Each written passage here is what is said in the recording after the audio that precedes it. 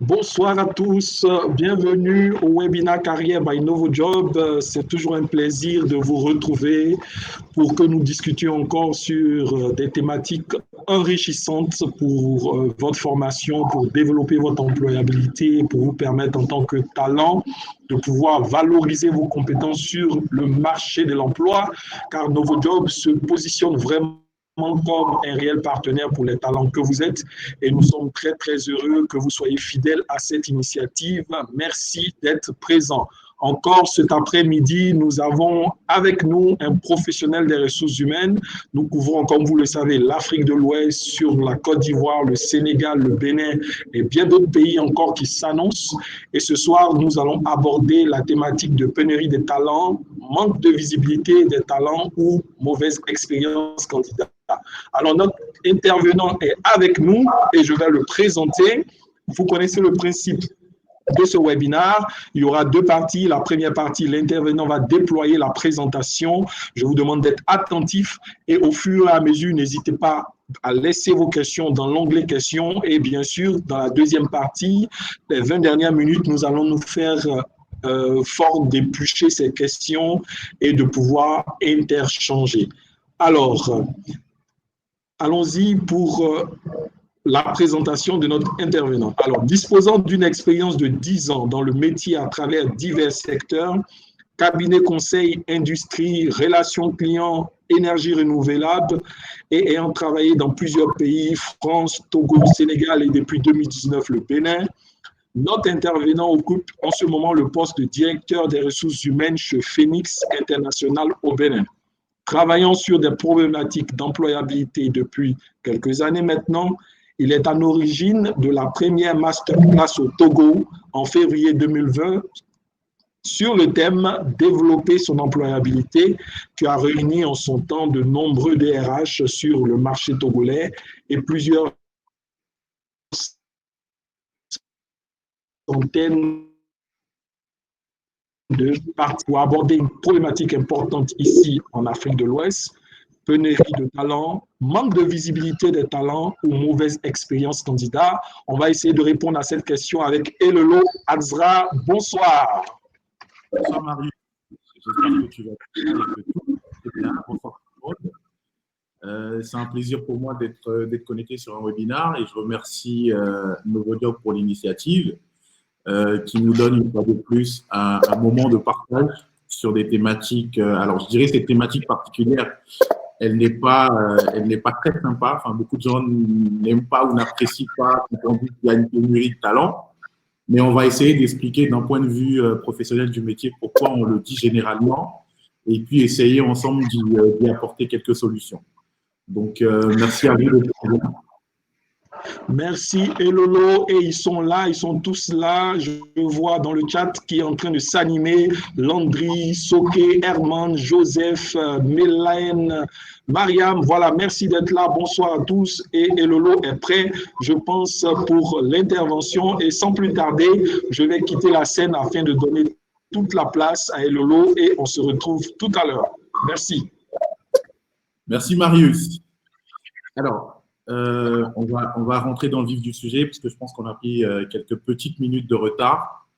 Déjà, pénurie de talent, c'est un thème qui, comme je le disais, est assez délicat. Pourquoi? Parce que beaucoup de candidats se considèrent comme des talents.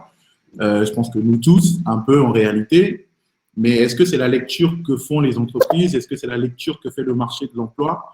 Donc voilà la plus grande des interrogations que nous avons généralement. C'est est-ce que le marché nous voit comme nous nous voyons et est-ce qu'on a justement un profil attractif sur le marché? Alors, pénurie de talent, donc on va se positionner, je vais présenter un peu comment ça va se passer, ça va se passer en 5 temps. Donc, je vais définir un peu les talents d'un point de vue entreprise et d'un point de vue marché, donc qui se rejoignent tout de même. On va aborder juste après ça la partie pénurie de talent. Est-ce que c'est une réalité ou c'est un mythe?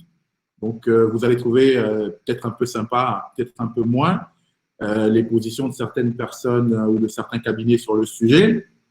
Dans un troisième temps, nous allons parler de la pénurie de talent. Est-ce que c'est dû au manque de visibilité des candidats? Et donc, on va aborder le thème sur plusieurs axes. Ensuite, pénurie de talent, mauvaise expérience candidat, marque employeur, marketing RH. Pour ceux qui ne sont pas des professionnels du métier RH, ça voudrait dire, est-ce que c'est le manque d'attractivité des entreprises qui fait qu'il y a des pénuries de talent pour ces entreprises-là? Donc, le regard n'est plus forcément sur le marché. Et donc, pour finir, on va aborder justement la problématique d'un point de vue marché. Qu'est-ce que le marché dicte comme loi sur certains talents ou sur les talents de façon générale? Donc, voilà le sommaire de la présentation qui va démarrer. Donc, pénurie de talent. Donc, définition de talent. Alors, je dis généralement que, alors pour moi, en réalité, le talent se compose de deux éléments importants, la compétence et le potentiel. La compétence, c'est en réalité la performance, l'excellence dans la performance, dans les fonctions je dirais, du collaborateur ou du candidat. C'est un prérequis indispensable dans la définition de ce que nous appelons talent. Et justement, c'est grâce à ces compétences-là que les collaborateurs ou les candidats peuvent prétendre à des positions un peu plus élevées. Et c'est là que nous parlerons de potentiel. Le potentiel, c'est la capacité à évoluer d'un collaborateur ou d'un candidat dans son poste. Plus le potentiel est élevé, plus la marge de manœuvre est importante. Alors, je m'explique. Quand on est une entreprise, qu'on a un collaborateur qui est très compétent et qui a la possibilité et la capacité à évoluer et aller au-delà de son périmètre, généralement, on le chérit, on essaie de le garder. C'est pour ça que la gestion des talents existe. Donc, j'ai mis dans la présentation ce qu'on appelle un talent mapping en 9 cases, qui nous montre en réalité de façon, pour ceux qui aiment les maths, sur un axe des abscisses et un axe des ordonnées, une performance et un potentiel. Donc, quand la performance est élevée et que le potentiel est élevé, on a ce qu'on appelle des futurs leaders dans l'entreprise. Donc, c'est la case A1. Quand la performance est élevée et à son top et que le potentiel, quand la performance est à l'échelle 2 et que le potentiel est élevé, on retrouve en A2 ce qu'on appelle des futurs stars. Donc, pour ne pas rentrer un peu dans les détails, en fait, cet exercice se fait généralement avec ce qu'on appelle des people reviews, des revues d'effectifs, après des évaluations de performance et des entretiens d'évaluation avec les managers, où on arrive à définir un collaborateur sur ce qu'on appelle un axe de performance et un axe de potentiel. Ça permet justement de cartographier tous les collaborateurs d'une entreprise et de savoir pouvoir les positionner.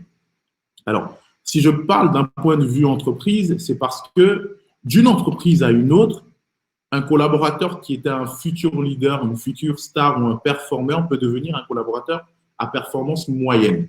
Pourquoi? Parce que la culture de l'entreprise peut ou arrive à influencer parfois sur la définition de la performance et du potentiel. Et je m'explique.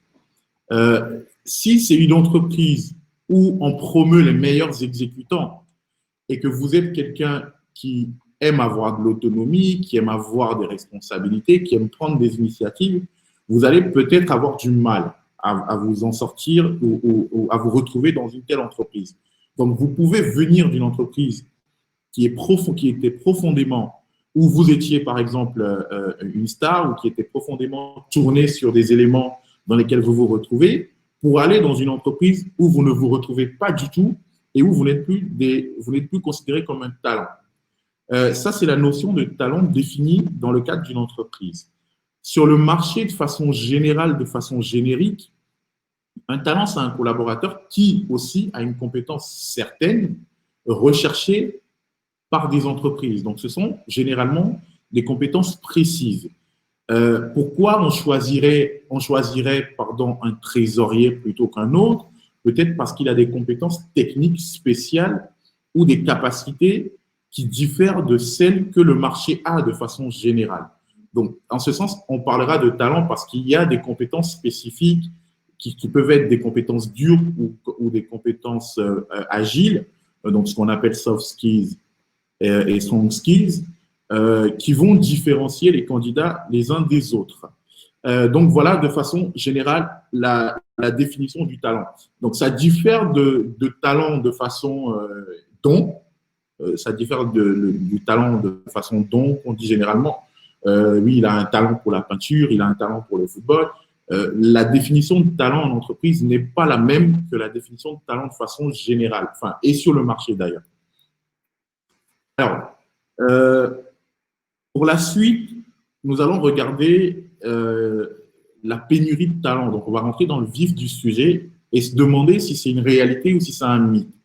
Je me suis amusé sur Twitter, où je suis assez actif en présentant justement le visuel de ce webinaire, en disant que ça va être un unpopular opinion webinar, pour dire que nous allons parler d'un sujet que les gens n'aiment pas ou n'apprécient pas généralement. Et je l'ai dit en début parce que tout le monde pense qu'il n'y a pas de pénurie de talent. Et je l'ai remarqué d'ailleurs quand j'ai commencé mes premiers partages du visuel de ce webinaire, j'ai reçu certains messages qui disent « c'est vous les recruteurs qui recrutez mal ». S'il y a des recruteurs ici, si vous en connaissez, ils vous raconteront énormément d'anecdotes, mais on va en venir. Donc, pénurie de talent, mythe ou réalité? Alors, je prends 5 citations ou 5 bouts de texte que j'ai trouvé un peu à gauche et à droite. Je vais prendre le plus problématique, qui va se référer un peu au Bénin. Je me rappelle, en avril 2016, à une conférence en France, Talon avait dit, je cite, « Notre administration manque de compétences de façon criarde. Nous voudrions pouvoir compter sur la France pour nous accorder de la compétence tout de suite parce que le Bénin est aujourd'hui comme un désert de compétences. » Alors, quand Talon avait dit ça, ça a soulevé de vives réactions. Je me rappelle sur les réseaux sociaux, notamment Twitter, où j'ai vu beaucoup de Béninois qui n'étaient pas très contents. Mais moi, ça m'a interpellé parce que je me suis posé justement la question, est-ce que les compétences dont dispose le pays sont en ligne avec le projet de développement que le président avait à ce moment-là? Donc ça reste aussi un point. La deuxième citation de Frédéric Garat, RFI en 2008, et donc on remonte encore le temps, il y a 12 ans, il avait dit « L'Afrique manque encore de compétences pour satisfaire les besoins des entreprises qui s'y implantent. Une lacune particulièrement cruciale dans le secteur du bâtiment et des travaux publics. » Bon, je vous laisse apprécier. Une troisième, je pense que tout le monde regarde, c'est que la pénurie de talents inquiète 86% des dirigeants d'entreprises en Afrique, contre 73% seulement à l'échelle mondiale. Alors, ça rassure tout de suite, parce que le sujet de la pénurie de talents n'est pas un sujet uniquement propre à l'Afrique.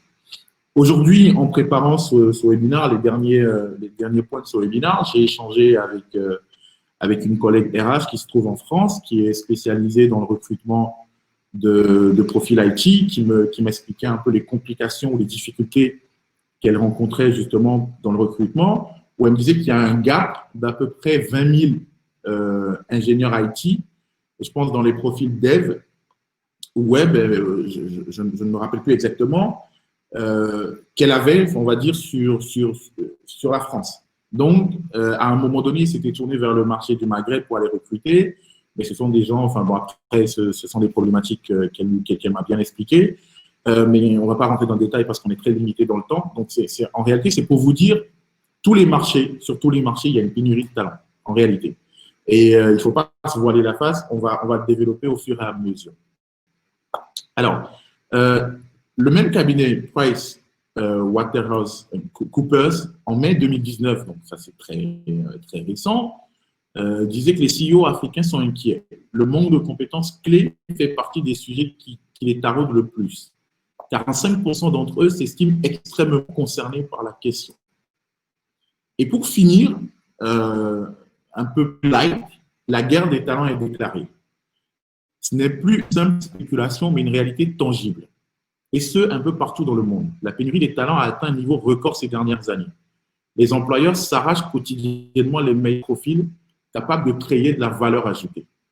Alors, j'aime beaucoup ce bout de test de Talent to Africa, qui est un cabinet qui se spécialise justement sur le retour de diaspora, du recrutement de talents sur le marché africain. Et si je me rappelle bien, ça a été lancé il n'y a pas très très longtemps. Je crois que le cabinet ne doit pas avoir plus de 5 ans, si je ne dis pas une connerie, où ils disent clairement que les employeurs s'arrachent quotidiennement les meilleurs profils capables de créer de la valeur ajoutée. Alors, ça rajoute ici une définition additionnelle à ce que nous appelons des talents, c'est-à-dire des profils capables de créer de la valeur ajoutée. Si j'ai voulu remettre un peu ces différentes citations sur la question mythe ou réalité, c'est pour planter le décor tout de suite et dire nous avons parfois des positions de nos regards. C'est-à-dire de nos regards, on se dit, alors moi je sors d'une université où on était 200 dans la promo, en master comptabilité, on ne peut pas dire qu'il y a des profils comptables qui manquent. Mais la véritable question, c'est que les entreprises qui recrutent, par exemple, et comptabilité, finance, et qui se disent, nous voulons des gens qui connaissent et maîtrisent les normes IAS, IFRS, vont tout de suite mettre un premier tamis dans ce lot de candidats qui sortent ou qui vont postuler. Et ce premier tamis va faire éliminer énormément de candidats. Alors, je parlerai un peu plus de mon métier, parce que c'est ce que je maîtrise, c'est ce que je fais depuis 10 ans.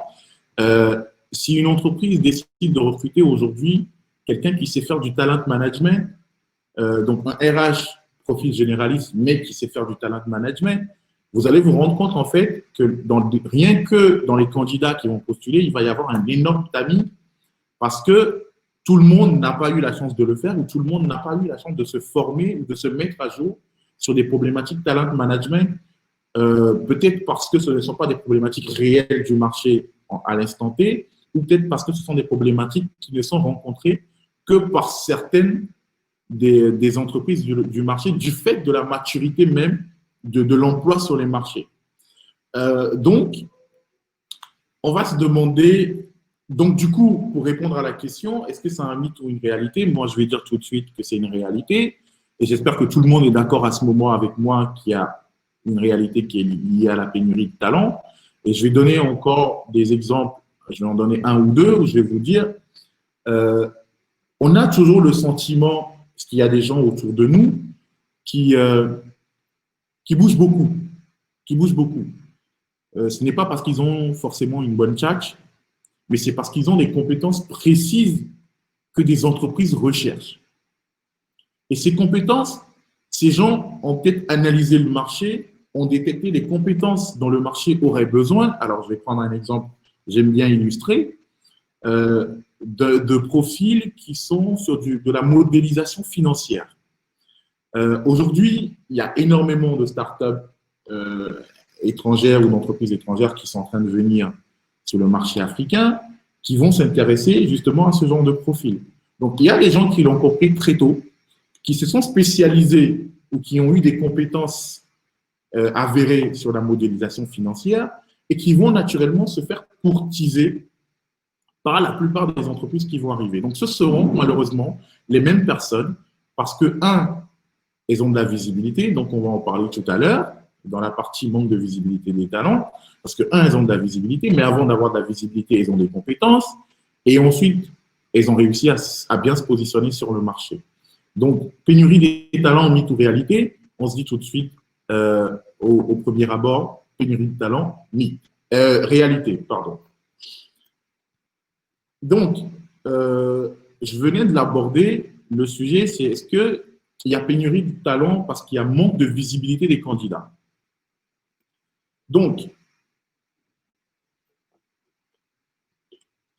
excusez-moi, nous allons aborder en 5 points principaux le manque de visibilité des candidats. Donc, je parlais naturellement du profil compétence. Le profil compétence, je le mets justement dans le manque de visibilité des candidats parce que parfois, dans les process de recrutement, il s'agit de demander à X s'il connaît une tierce personne qui a des compétences sur tel ou tel point. Donc, si vous avez des compétences précises sur certains sujets, naturellement, vous êtes sûr que quand le besoin se fera sentir sur le marché, vous serez contacté.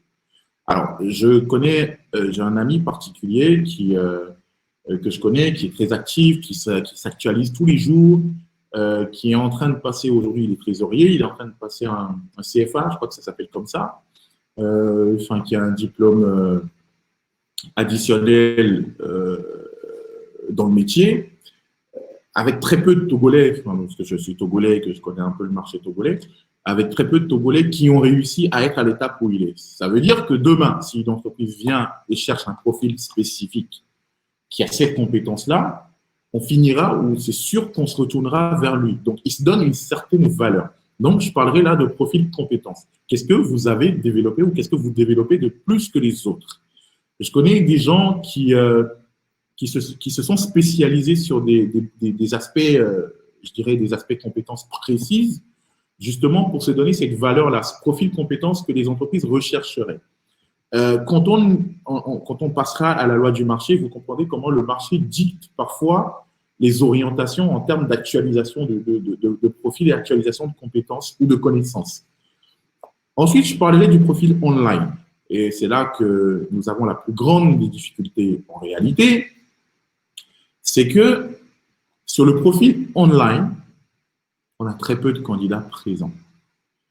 On me dira, oui, mais LinkedIn, ça demande énormément d'énergie. Moi, j'ai envie de dire, pour avoir de la visibilité, de l'attractivité sur le marché, c'est un boulot à part entière. Il faut se donner de la valeur, il faut se construire de la valeur, et il faut se rendre visible.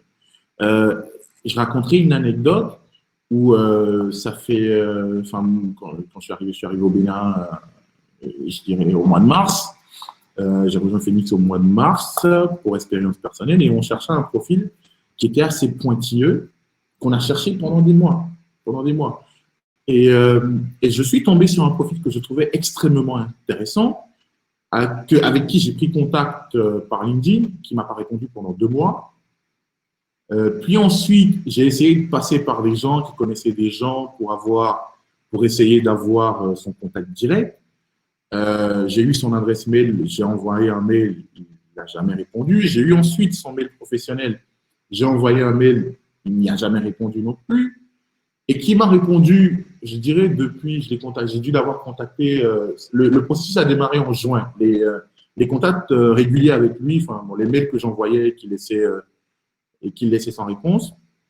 Et ce n'est que récemment, il y a 1 mois et demi, qu'il m'a répondu sur LinkedIn.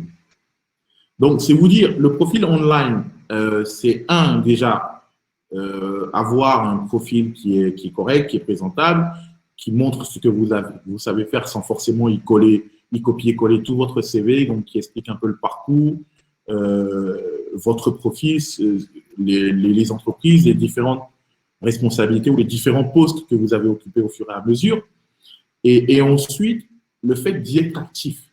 J'ai envie de dire, il ne sert à rien d'avoir un LinkedIn bien renseigné si vous n'y allez pas, par exemple. Parce qu'aujourd'hui, j'ai quitté le cabinet en 2014, donc on va dire il y a 6 ans.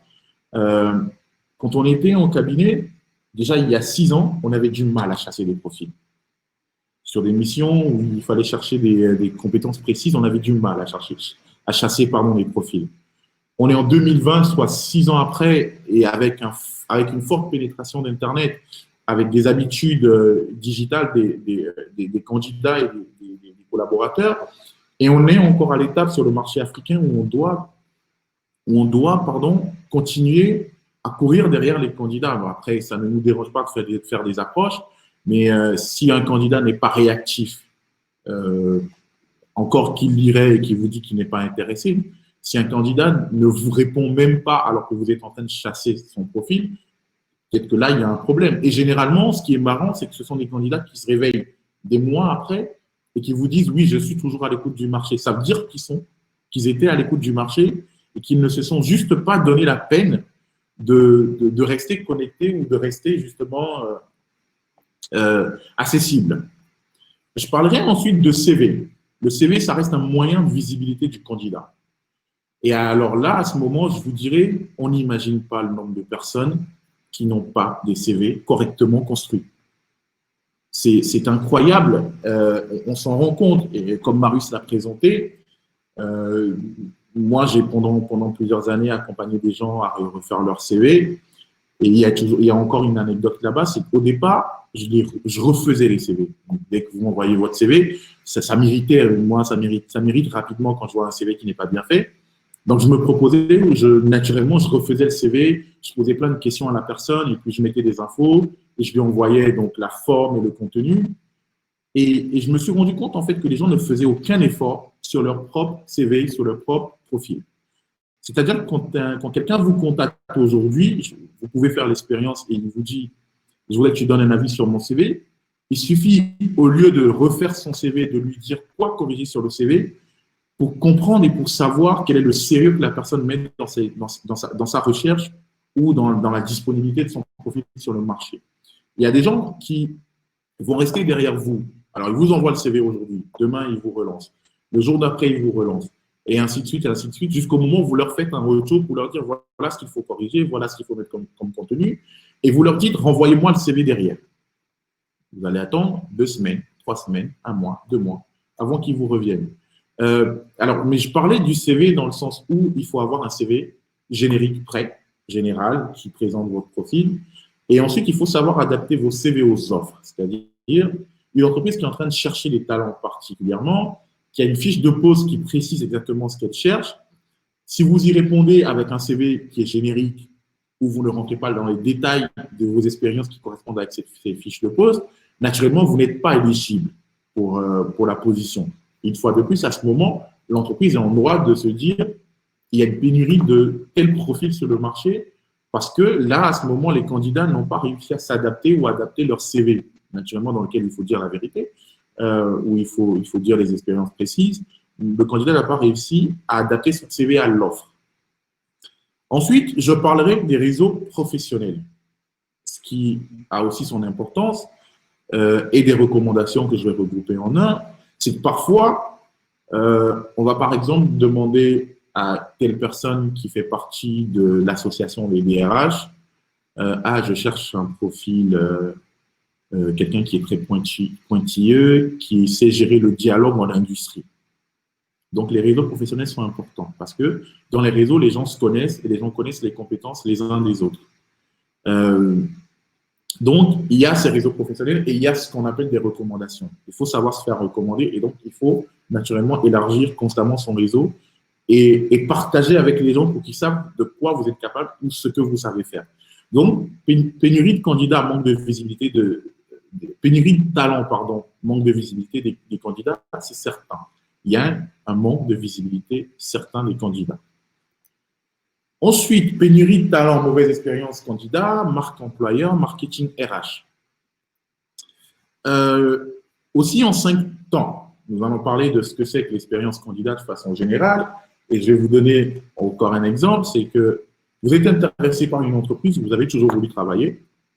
Et puis, pour postuler, vous vous rendez compte en fait que vous avez besoin de 2 ou 3 heures. C'est-à-dire qu'il y a énormément de questions, il y a énormément de documents à charger, il y a énormément de choses à renseigner avant de rajouter le CV, avant de mettre la lettre de motivation, ce qui vous prend énormément de temps.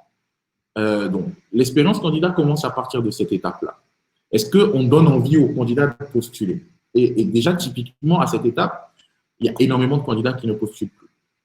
Donc, ça, c'est du fait de l'entreprise qui, du coup, ne se met pas forcément à la place du candidat. Alors, quand on est sur des entreprises ou dans des pays, je dirais plutôt, où la connexion Internet est difficile, mais où il faut se connecter à une plateforme, où il faut y passer 1 heure ou 2, ou dès que vous faites 30 minutes, vous vous êtes déconnecté. D'ailleurs, je ne sais pas s'il faut remercier notre fournisseur Internet pour la bonne connexion que j'ai ce soir, parce que quand on faisait les tests avec Marius, ça ne passait pas spécialement bien. Donc, pour revenir à ce que je disais, quand on est sur des marchés, il faut savoir s'adapter au marché, au comportement des candidats. Au lieu de faire tout un process qui peut-être est important pour vous, recevoir les CV par mail et ensuite envoyer un document ou un fichier Excel au candidat à renseigner et à vous renvoyer plutôt que de le faire en ligne, ce sont des petites choses déjà que l'entreprise doit regarder et qui font partie de l'expérience candidat. Ensuite, l'expérience candidat se poursuit. Ça va dans le processus même de l'entretien, de la candidature du candidat. Est-ce qu'il a une réponse à sa candidature? Les gens y sont sensibles. Est-ce qu'après 2 ou 3 semaines, vous lui dites s'il est retenu ou pas? Est-ce que derrière, quand vous le recevez en entretien, vous lui dites s'il est retenu ou pas dans les meilleurs délais? Est-ce que vous gardez des échanges constants avec le candidat? Comment le candidat est traité? L'expérience candidat est importante. Et ce qui est marrant, c'est que l'expérience candidat, les gens se la partagent. Il y a plein d'entreprises où on se dit oui, mais ce n'est pas la peine d'y aller parce qu'ils ne te respectent pas en entretien. C'est pas la peine d'y aller parce qu'on te parle mal en entretien, parce on te laisse poireauter pendant des heures. Et ce sont des choses qu'on s'est déjà partagées entre nous, professionnels, à un moment ou à un autre de nos parcours. Après, je parlerai de la marque employeur et je parlerai à ce moment d'identité de l'entreprise, des valeurs et des codes, de ce que c'est que cette entreprise en réalité. La marque employeur, ça revêt un caractère très communication, c'est-à-dire on va sur les réseaux sociaux, on voit ce que l'entreprise fait, on voit qu'elle a une RSE, elle communique énormément sur sa RSE, on voit que les collaborateurs ont des avantages bien précis, on voit qu'il y a des team building tous les 3 mois, on voit qu'ils font du foot et on se dit « Waouh, j'ai envie de bosser là-bas ». Mais ça, c'est du fait de la marque employeur, c'est-à-dire qu'on se dit on veut donner une image d'attractivité de l'entreprise via nos canaux de communication. Mais la question qu'il faut généralement se poser, c'est est-ce que ce que Internet ou les canaux de communication véhiculent sont réellement ce que l'entreprise est dans son fort intérieur? Là, on parlera d'identité de l'entreprise. Et à ce moment, pour connaître l'identité réelle, les valeurs et les codes de l'entreprise, il faut peut-être interroger des gens en interne. Pourquoi? Parce qu'il y a des grands groupes bancaires où tout le monde a envie de travailler, parce qu'on se dit qu'on paye très bien, parce qu'on dit que les gens sont bien, on les voit en ville, on voit comment ils sont. Mais une fois que vous vous renseignez, on vous déconseille d'y aller parce que les valeurs et les codes dans l'entreprise ne sont peut-être pas les bons. Et à ce moment, c'est peut-être énormément de stress, c'est peut-être énormément de coups bas, c'est peut-être énormément de difficultés. Et il faut savoir justement se positionner à ce moment en étant candidat versus ces entreprises. Et c'est l'erreur que la plupart des entreprises font généralement, c'est qu'elles donnent une image de quelque chose qui n'est pas une réalité, qui n'est pas leur réalité. Ensuite, il faut regarder la politique de recrutement en interne. Alors ça, je parle des professionnels. Pourquoi la politique de recrutement en interne peut faire qu'on soit face à une pénurie de talents? Tout dépend du positionnement de l'entreprise et tout part, par exemple, d'un positionnement salarial. Une entreprise nouvelle qui s'installe sur un marché sait à peu près ce qu'elle peut payer. Elle sait se positionner sur le marché. Elle doit pouvoir se dire, je viens d'arriver, je ne vais pas surpayer, mais je ne vais pas payer comme les mauvais payeurs. Donc, elle va chercher à se positionner et à se dire, je vais être en mesure de débaucher chez les petites entreprises ou chez des entreprises de taille identique, des profils que je peux faire grandir. Donc, je leur donne une opportunité de gagner plus, mais je leur donne une possibilité d'évolution. Donc, je ne veux pas être le plus gros payeur du secteur, mais je ne veux pas être le plus bas payeur. Donc, il y a un positionnement salarial qui va guider la politique de recrutement en interne. Ce qui fait que certaines entreprises ne peuvent pas recruter certains profils chez d'autres entreprises. Donc, si cette entreprise recherche un profil spécifique qui n'est propre qu'aux grandes entreprises, à ce moment, elle va se trouver face à une pénurie de talents parce que les profils ne s'intéresseront pas à l'entreprise ou les profils présents sur le marché ne s'intéresseront pas à l'entreprise parce qu'elles ne correspondent pas à ce moment à ce qu'ils recherchent eux en tant que candidats. Donc, naturellement, il va y avoir une pénurie de talents. Les entreprises vont se dire oui, mais en fait, il n'y a pas de tel profil, il n'y a pas tel profil. En réalité, il y en a, mais ils ne s'intéressent pas à votre entreprise. Alors, c'est là que je vais parler de la loi de marché, parce que je l'avais évoqué, la loi du marché, je l'avais évoqué un peu plus tôt. C'est que le marché dicte parfois une certaine loi. Alors, je vais prendre l'exemple du Togo, je vais peut-être prendre l'exemple du Bénin. Il y a quelques années, il y a une politique des grands travaux qui avait démarré au Togo. Il y a 3 ans, je dirais maintenant, il y a un plan national de développement, programme national de développement qui a été lancé aussi, qui donne les principaux axes sur lesquels l'État ou le pays voudrait se développer. Et donc, sur lesquels on va accueillir des investisseurs. Alors, ça voudrait dire que quand on analyse justement ces principaux axes, on sait quels seront les profils qui seront intéressants dans l'avenir pour ces entreprises-là ou pour les nouvelles entreprises qui vont s'installer sur le marché. Et à ce moment-là, il va falloir justement se mettre à jour pour être intéressant pour ces entreprises. Ou sinon, ces entreprises ne vont uniquement débaucher que des gens qui ont justement ces profils-là et vont se retrouver face à ce manque parce que le marché n'a pas spécialement formé ces types de profils. Je vais prendre l'exemple d'un pays qui se dit, OK, je vais lancer une politique des grands travaux pendant 10 ans, on va refaire toutes les routes, on met un gros budget, alors qu'à l'université ou dans les écoles sur le marché, il n'y a en tout et pour tout qu'une cinquantaine de profils ingénieurs BTP, par exemple, qui sortent par an. Alors, comment est-ce que le marché ou comment est-ce que les entreprises ont consommé ces talents, entre guillemets, parce qu'ils ont une compétence technique précise en ce moment-là, il y aura une pénurie. Il y aura une pénurie sur le marché. Et c'est pareil. Donc, quand on analyse tous les secteurs aujourd'hui, il faut voir quels sont les nouveaux arrivants. Si vous êtes dans un pays et que vous voyez qu'il y a une brasserie qui arrive, il y en a une autre qui arrive, il faut commencer à se demander qu'est-ce que recherchent les brasseries? Qu'est-ce que je peux vendre aux brasseries? Comment est-ce que, justement, on se met à jour pour intéresser les brasseries? Et c'est pour tout ça, en réalité, pour faire ma petite conclusion, que je dis qu'il y a une pénurie de talents. Alors, donc, je pense qu'on se met un peu tous d'accord sur le sujet. Il y a une pénurie de talents qui est due à 3 éléments différents.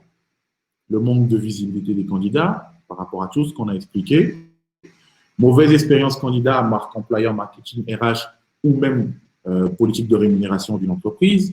Et dans un dernier temps, la loi du marché. Je ne l'ai pas mis dans la présentation, je voulais l'aborder parce que dans le développement, ça revenait plus ou moins. Alors, voilà présenter un peu le sujet. Je pense que je vais relaisser la parole à Marius. J'ai fait un peu moins de temps que prévu pour pouvoir prendre les différentes questions sur le sujet.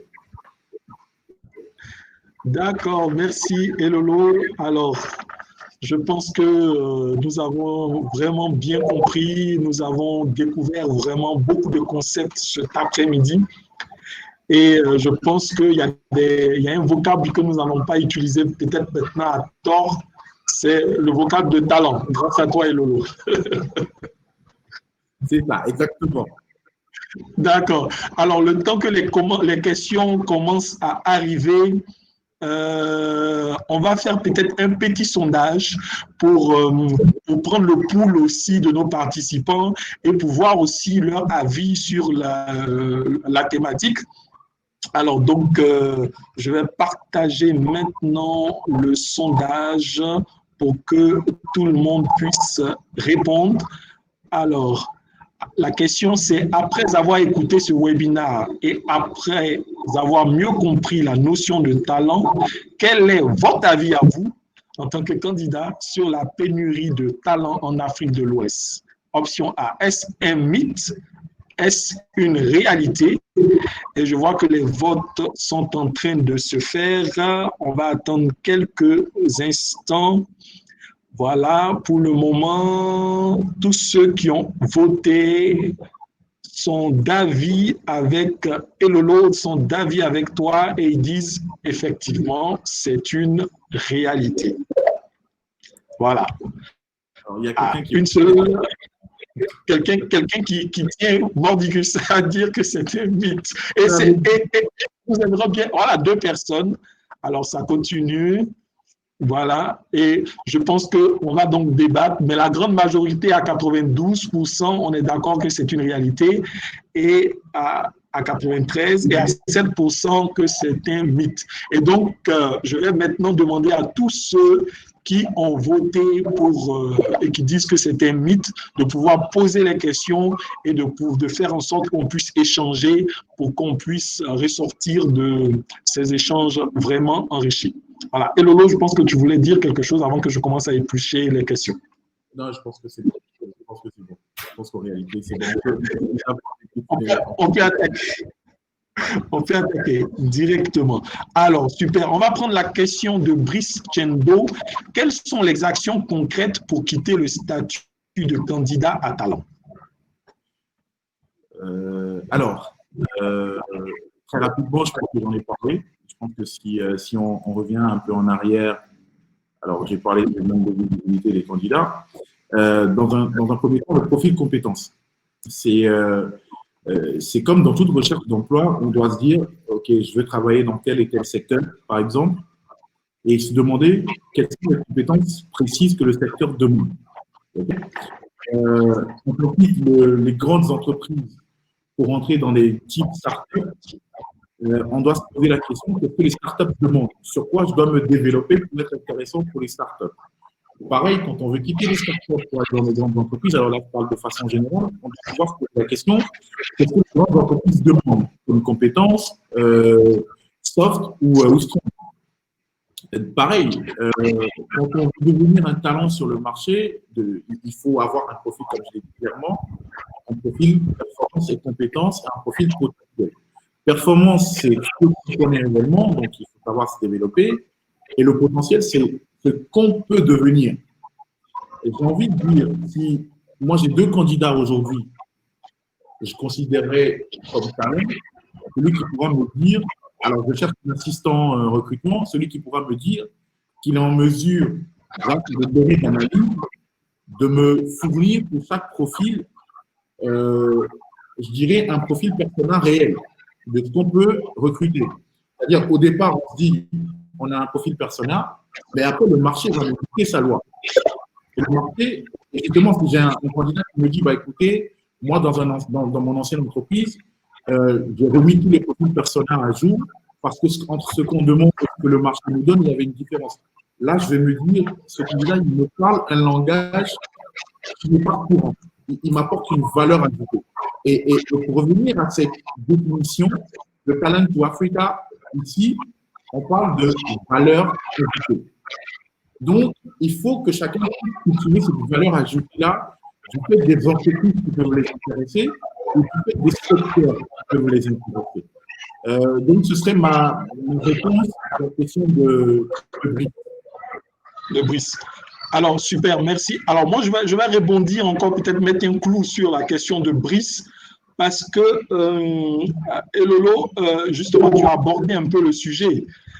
Est-ce que les entreprises ne restent pas peut-être figées sur leur persona, le profil persona, de telle sorte qu'elles ne s'adaptent pas un peu à la loi du marché? Parce qu'on peut rechercher, par exemple, quelqu'un, on peut définir un profil, tu connais l'expression, hein, on recherche souvent le mouton à 5 pattes, il n'existe pas, et parce qu'on ne veut pas s'adapter un peu à ce que le marché nous donne, on reste dans notre coin et puis on dit, bon, on n'a pas de talent dans la région.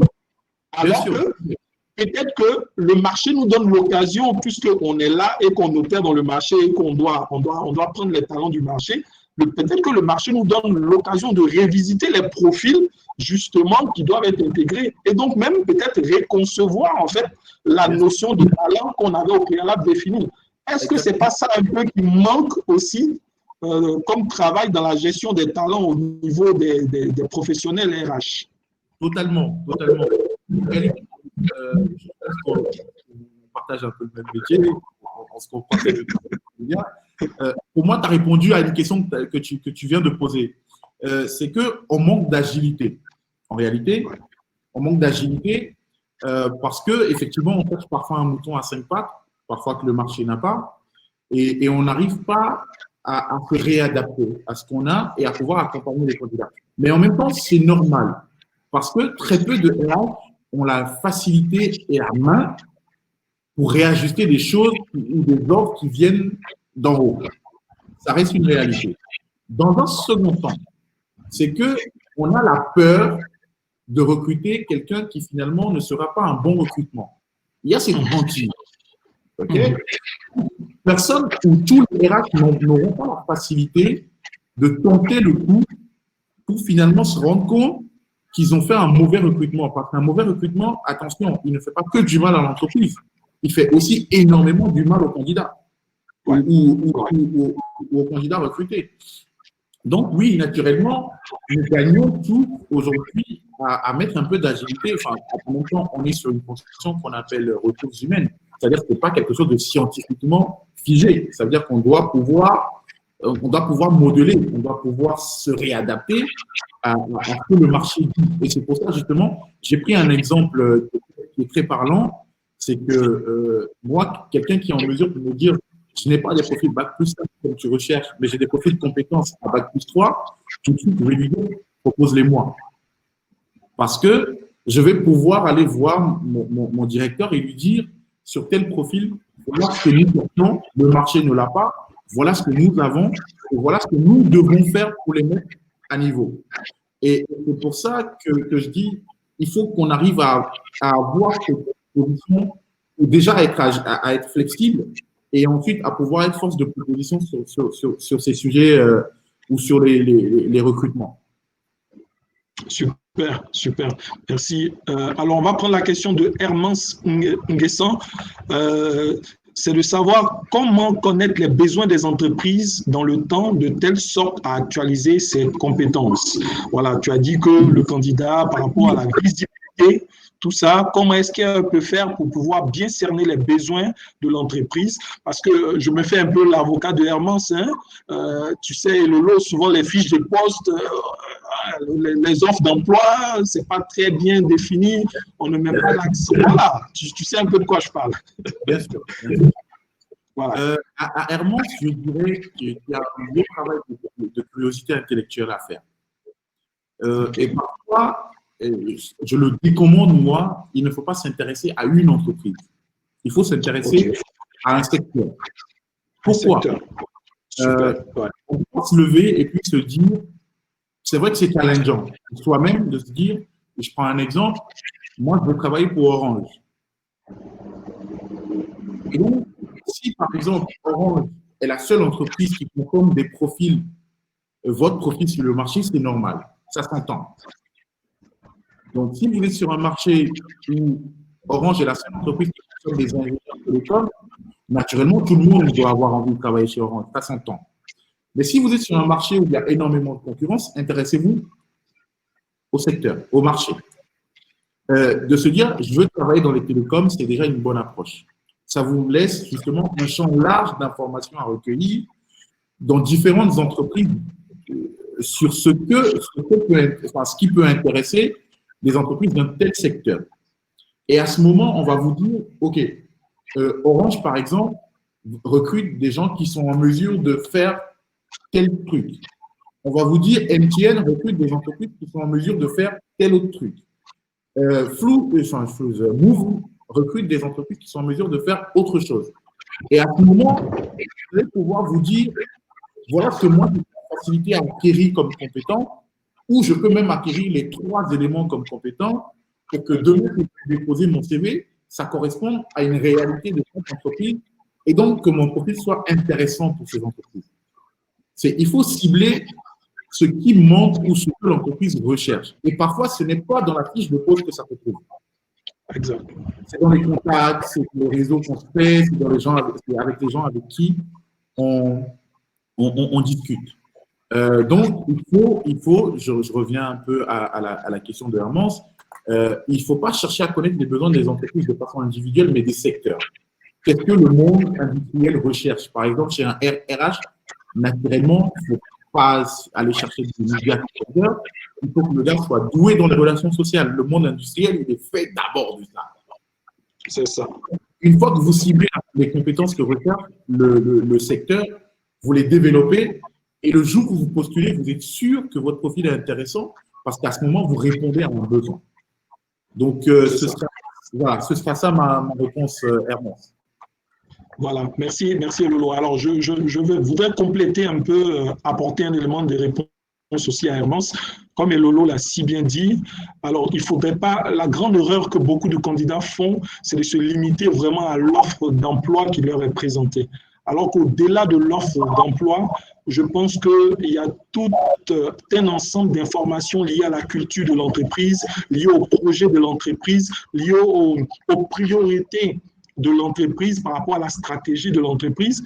Et ça, je pense que généralement, les entreprises ont une communication corporate là-dessus qui fait que plus ou moins, même si vous ne connaissez pas les détails, vous pourriez les connaître.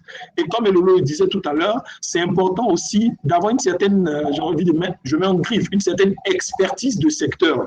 Par exemple, quand on a une expertise du secteur télécom, on a un diplôme, mais en fait, quand on a une expertise de ce secteur-là, on peut parler plus aisément, on peut donner des réalités de ce secteur, on peut même se projeter, et c'est en cela qu'on va se distinguer de la masse des candidats qu'on va recevoir en entretien, parce qu'au-delà de la compétence que vous avez une culture de votre métier. Et la culture du métier, ça se distingue tout de suite quand vous êtes en train d'interviewer un candidat.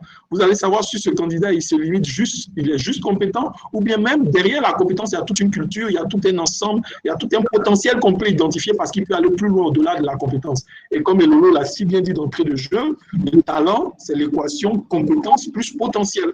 Donc maintenant, ce qu'il faut chercher à démontrer quand vous allez aller en entretien, ce n'est pas seulement que vous avez la compétence, mais il faut chercher à aller au-delà de la compétence, démontrer que vous avez en plus un potentiel, quelque chose que l'entreprise pourra percevoir comme de la valeur ajoutée afin de pouvoir sortir du lot en tant que candidat. Voilà. Donc, c'est un peu le petit élément de réponse que j'ai. Pardon? Merci, Marie. Voilà, que j'aurais voulu apporter. Alors, rapidement, il ne nous reste pas beaucoup de temps. On va évoluer avec la question de Billy Kakou. Alors, cette question, je l'aime bien. Je l'aime bien. La question de la diaspora. Voilà. Alors, est-ce que vous considérez les candidats de la diaspora, est-ce que vous considérez ces candidats dans vos recherches de talent, les candidats de la diaspora? Tout de suite, j'ai envie de dire, on considère les candidats de la diaspora qui sont au courant des réalités du terrain. OK. J'aime dire ça parce que c'est facile d'approcher un candidat de la diaspora qui vous dise écoutez, moi, je veux gagner le même salaire que ce que je gagne en France, alors que y a des indices coûts de vie, il y a des réalités de grille salariale. Donc, il faut savoir, en fait, en réalité, comment la personne se positionne. Donc, il y a différents candidats de la diaspora. Il y a des gens qui n'ont pas envie de revenir. Donc, il faut les convaincre de revenir et à ce moment, il faut savoir s'aligner. Il y a des gens qui, naturellement, ont envie de revenir, donc qui sont prêts à consentir des efforts et donc qui le font savoir. Et là, à ce moment, j'ai envie de dire, quand vous êtes des profils de la diaspora et que vous êtes intéressé par l'Afrique, par un retour en Afrique, vous avez même la possibilité de faire une démarche individuelle vers les chasseurs de tête ou les cabinets de recrutement.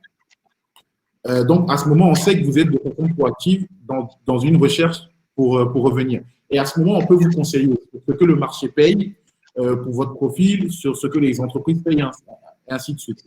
Donc, c'est pour ça que je répondais comme ça pour les gens qui sont au courant des réalités du terrain. On est très ouvert au profil de la diaspora et certaines entreprises demandent parce que, justement, ça leur permet d'avoir des gens qui ont été formés et moulés dans leur culture et avec des connaissances du marché européen ou américain et qui ont justement la capacité ou la facilité de s'adapter ou de se réadapter à leur environnement africain de base.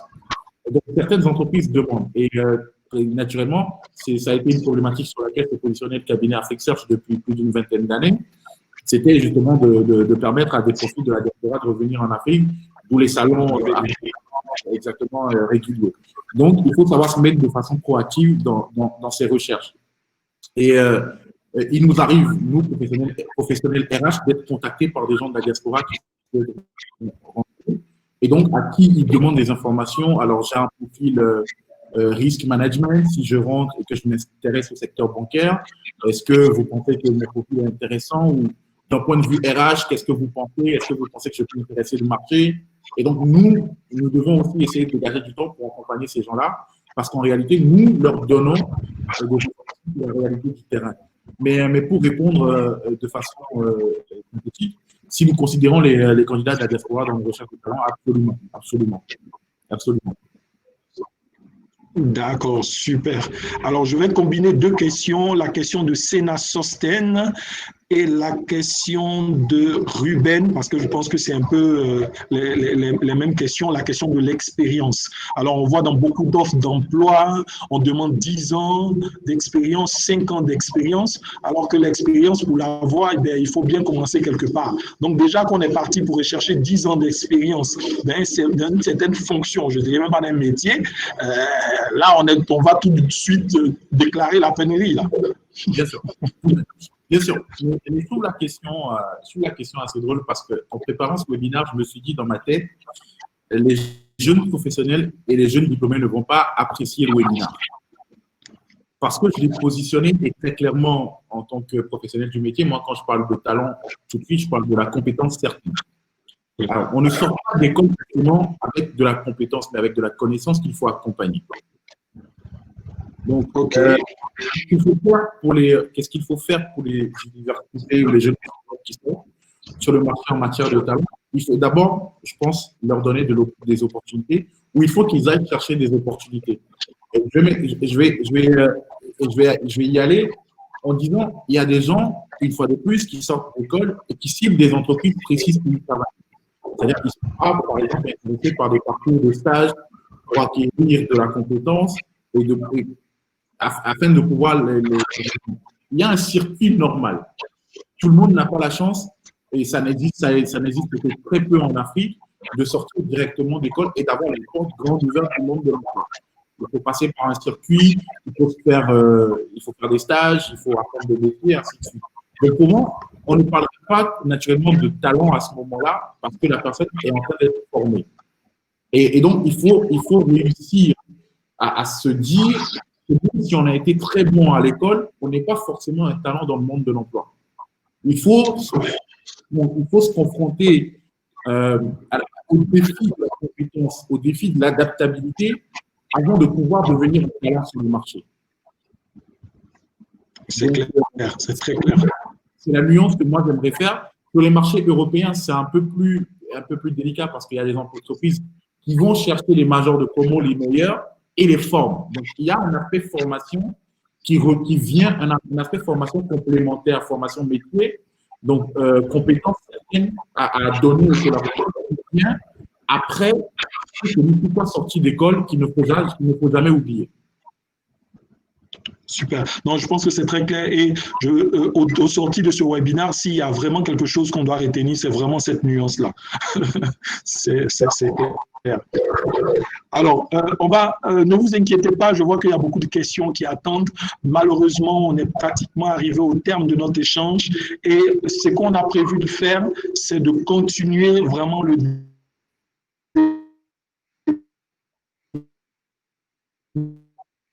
sur notre page qui seront posés sur vos jobs West Africa sur LinkedIn. Donc, je vous invite à consulter cette page et Lolo va jouer le jeu justement parce qu'il est disposé à pouvoir répondre à ces questions et on pourra continuer à interagir, à ouvrir le débat encore, peut-être même à beaucoup plus de personnes, à ceux qui n'ont pas pu être là ce soir. Alors, on va prendre la dernière question, celle de tous. On va essayer de se focaliser peut-être un peu en interne.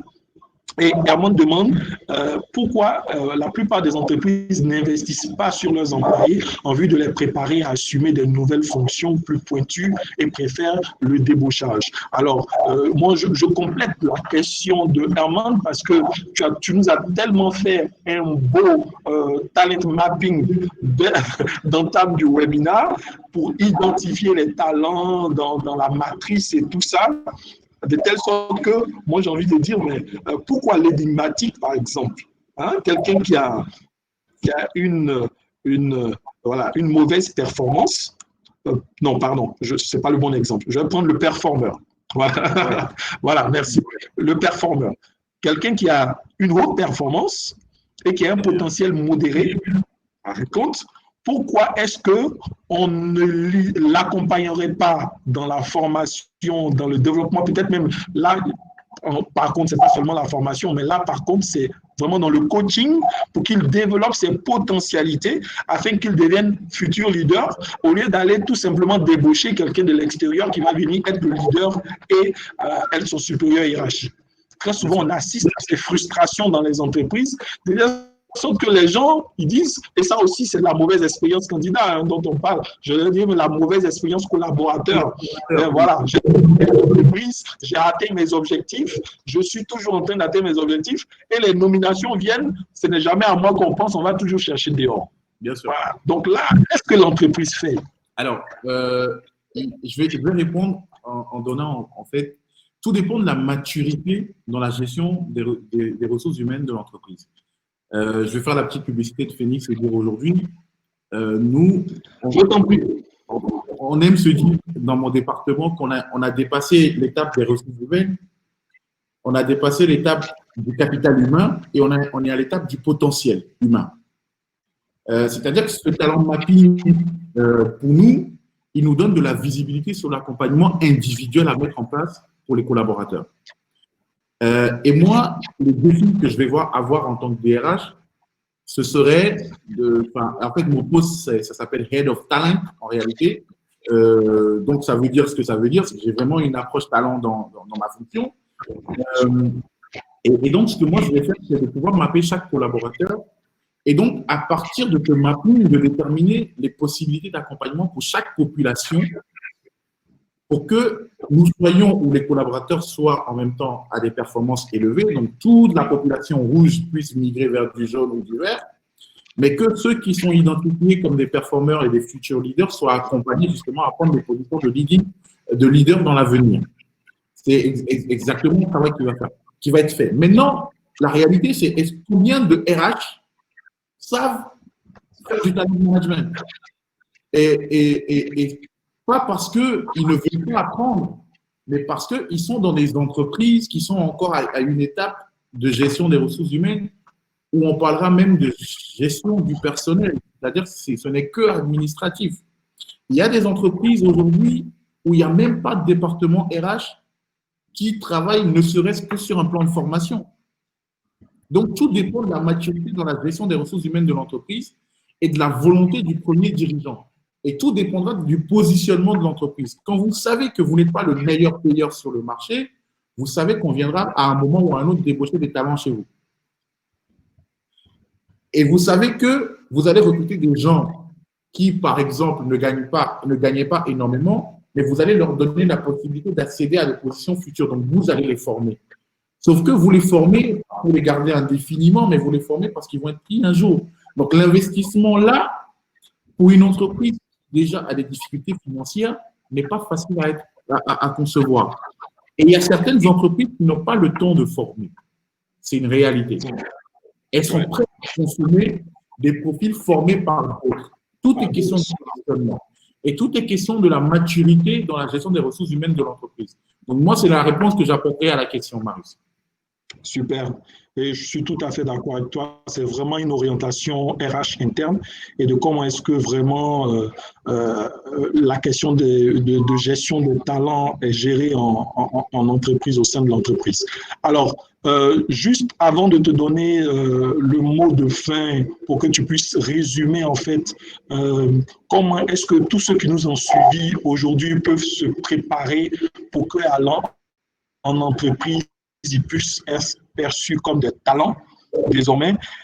J'aimerais juste prévenir nos participants que nous aurons un webinaire la semaine prochaine avec pour thème les défis de l'intégration et de l'évolution professionnelle. Justement, c'est un peu bizarrement la suite de ce dont on a discuté aujourd'hui. Parce qu'effectivement, si on veut se positionner comme talent et pas seulement comme un simple collaborateur, il faut comprendre quels sont les défis pour être intégré dans les entreprises et pour évoluer professionnellement. Et donc, là, vous pouvez vous inscrire directement en cliquant sur l'onglet « Je m'inscris » sur le Call to Action pour que directement vous réserviez votre place pour le prochain webinaire qui aura lieu le jeudi prochain à la même heure, 17h GMT, avec un autre responsable aussi, un autre gestionnaire des ressources humaines.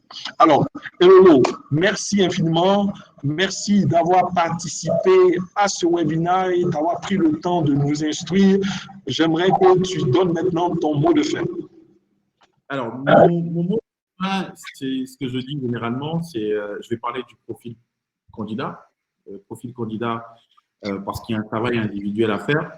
Quand on est en recherche d'emploi, je l'ai dit au fur et à mesure de mon intervention, qu'il faut se préparer, il faut préparer un CV, il faut adapter son profil au marché et aux besoins du marché.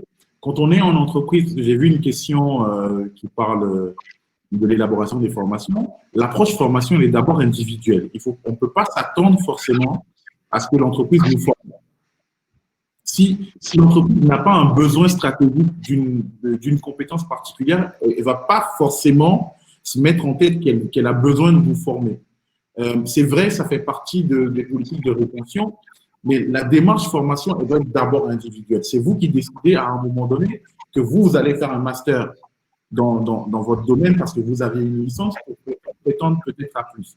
C'est vous qui décidez que vous allez vous inscrire à une formation. L'entreprise ne fait pas ce travail-là pour vous. Donc, il y a une approche proactive qu'il faut avoir et il y a une approche individuelle. Je résumerai en disant il faut constamment travailler à développer son profil candidat. C'est ce qui ferait que demain, même si on parle de pénurie dans votre domaine, vous serez un candidat intéressant. C'est ce qui ferait que demain, quand on va se demander s'il ne faut pas rechercher parce que votre chef est parti, il ne faut pas recruter un autre, on pensera à vous. Parce que vous avez la compétence, vous avez le potentiel. Donc, il faut constamment développer son profil candidat. Merci Marius. Ce sera mon mot de fin.